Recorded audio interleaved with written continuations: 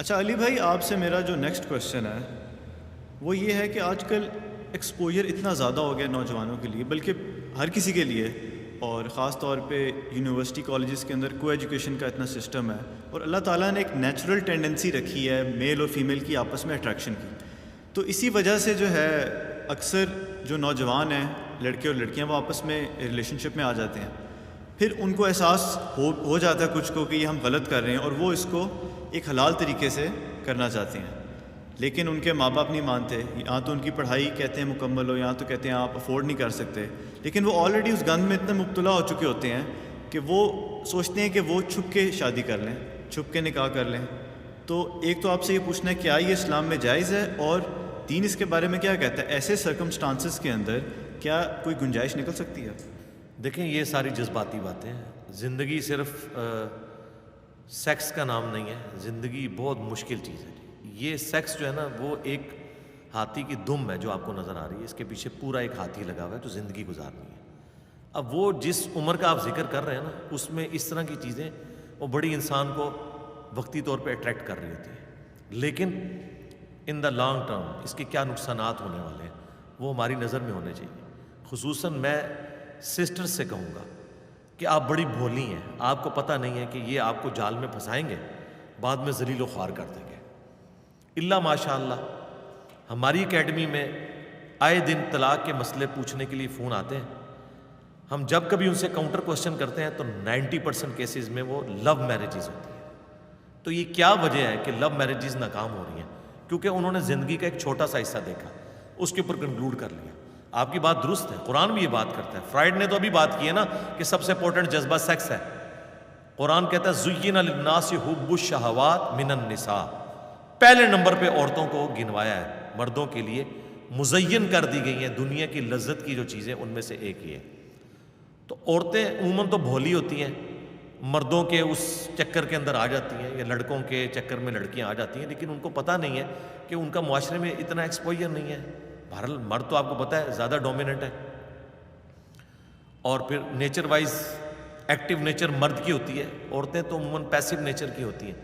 اس لیے اسلام نے عورت کے لیے یہ اسپیسیفائی کیا ہے کہ وہ ولی کی اجازت کے بغیر نکاح نہیں کر سکتی. یہ واضح حدیث ہے جامع ترمذی میں، سنن ابن ماجہ کے اندر، کہ جو عورت بغیر ولی کی اجازت کے نکاح کرے اس کا نکاح باطل ہے، وہ اسٹیبلش ہی نہیں ہوگا. کورٹ میرج کا اسلام میں کوئی تصور نہیں ہے. البتہ اگر لڑکی کا ولی یعنی اس کا باپ فوت ہو چکا ہے تو اس کا بڑا بھائی، وہ نہیں ہے تو اس کا چچا، یعنی قریبی مرد رشتہ دار، وہ اگر زندہ ہے اور وہ الاؤ کرتا ہے تو ٹھیک ہے، جا کے کورٹ میں میرج کرے، بھلے گھر میں کرے. لیکن عموماً کورٹ میں بھاگ کے میرج ہوتی ہے، اور بعد میں جو کچھ رزلٹ نکلتے ہیں، بعض اوقات تو پھنسا کے لے جاتے ہیں، بعد میں پتہ چلتا ہے پورے گینگ نکل رہے ہیں. اینڈ رزلٹ کیا نکلتا ہے؟ پھر میڈیا کی زینت بنتی ہیں ساری کی ساری خبریں. تو وقتی طور پہ آپ، میرا خیال ہے یونیورسٹیز میں جو لوگ پڑھ رہے ہیں وہ بہت زیادہ ضرورت سے زیادہ مذہبی بھی ہونے کی کوشش نہ کریں، نہ جماعتوں میں پڑھنے کی کوشش کریں، اور نہ اس طرح کی چھپی دوستیوں میں پڑھنے کی کوشش کریں.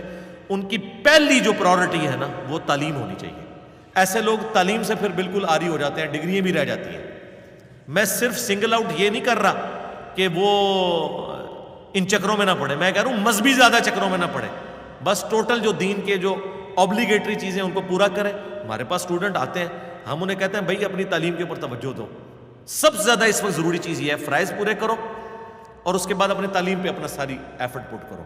باقی زیادہ لمبے چوڑے آپ کو تبلیغوں میں نکلنے کی، باقی سارے معاملات کرنے کی ضرورت نہیں. پوری زندگی پڑی ہوئی ہے، اور پھر آپ کو بعد میں پتہ چل جائے گا کہ کیا کچھ ہوگا آپ کے ساتھ، جس طرح آپ کو پتہ چل گیا وہ. اور مجھے تو بہت پہلے پتہ چل گیا تھا کہ دین جو ہے وہ کسی نے موزوں میں دین گھسا لیا ہے، کسی نے پگڑی میں، کسی نے سفید کرتا شلوار کے اندر دین گھسایا ہوا ہے، یعنی ان رسومات کا نام دین رکھ دیا ہوا ہے. دین بڑا مشکل ہے چلنا، روزانہ مرنا پڑتا ہے، اتنی بڑی بڑی آزمائشیں آتی ہیں. تو یہ ساری چیزیں سامنے ہوں گی نا، پھر یہ معاملہ ٹیکل کرنا آسان ہو جائے گا. پوسٹ پون کر لینا میرے بھائی، کوئی زندگی موت کا مسئلہ تو نہیں بن گیا. 3 یا 4 سال کی ڈگری ہے نا، اس کو پوسٹ پون کر لیں.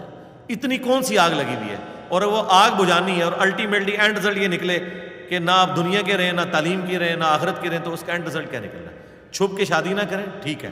میں اس حق میں ہوں، میں بار بار اپنی ویڈیوز میں کہتا ہوں کہ اگر آپ کی بیٹی یا بیٹا کسی اس طرح کے افیئر میں انوالو ہے اور آپ جذباتی طور پہ نہیں علمی طور پہ یہ سمجھتے ہیں کہ بندہ سوٹیبل ہے، پھر ان چکروں میں نہ پڑیں کہ میں جو مغل خاندان سے ہوں، یہ سید ہیں، یہ راجے ہیں، ہم تو نہیں ایسے کرتے، ان چکروں سے نکلیں۔ تعلیم اتنی بڑی چیز ہے کہ یہ ان تمام چیزوں سے بندے کو جو ہے وہ ماورا کر دیتی ہے۔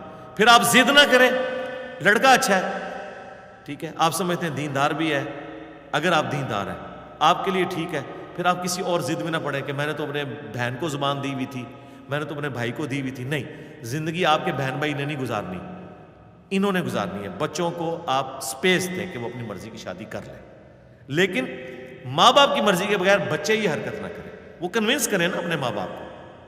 اور اگر ماں باپ کنونس نہیں ہوتے اور آپ زبردستی یہ حرکت کریں گے، مرد تو پھر بھی کر سکتا ہے، وہ آزاد ہے، عورت اگر یہ کرے گی، اس کو تو اللہ نے اجازت نہیں دی ہے، اس کی وجہ کہ اس کا ایکسپوئر نہیں ہے، تو بعد میں پھر کیا ہوتا ہے؟ پھر غیرت کے نام کے اوپر قتل ہوتے ہیں، آپ کو پتہ ہے کیا کچھ نہیں ہوتا پوری پوری زندگی۔ اب وہ عورت تو بھاگ گئی، کل کو وہ مرد بھی ناراض ہو جاتا ہے یا سپوز اس کی ڈیتھ ہو جاتی ہے، وہ واپس کہاں آئے گی؟ کئی تو ایسے ظالم ماں باپ ہیں وہ کہتے ہیں پوری زندگی اپنے معاف ہی نہیں کرنا۔ تو یہ سارے حالات دیکھنے چاہیے، اس کے اینڈ رزلٹ کی طرف ہر، جیسے آپ دنیا میں بھی فزیبلٹی جب بناتے ہیں تو آپ دیکھتے ہیں نا کہ یہ ہو گیا تو پھر کیا کریں گے، یہ ہو گیا تو پھر کیا کریں گے۔ ان ساری چیزوں کو اگر سامنے رکھیں نا، میں نہیں سمجھ سکتا کہ کوئی جو ہے وہ لو میرج اور ان چکروں میں تعلیم کے دوران پڑے گا۔ وہ کہے گا بھائی یار خدا کے لیے پاؤں پہ کھڑے، اللہ کے بندو، آج تو ایک ینگ شادی شدہ جوڑا اپنے بچوں کے پیمپرز کے پیسے نہیں پورے کر سکتا،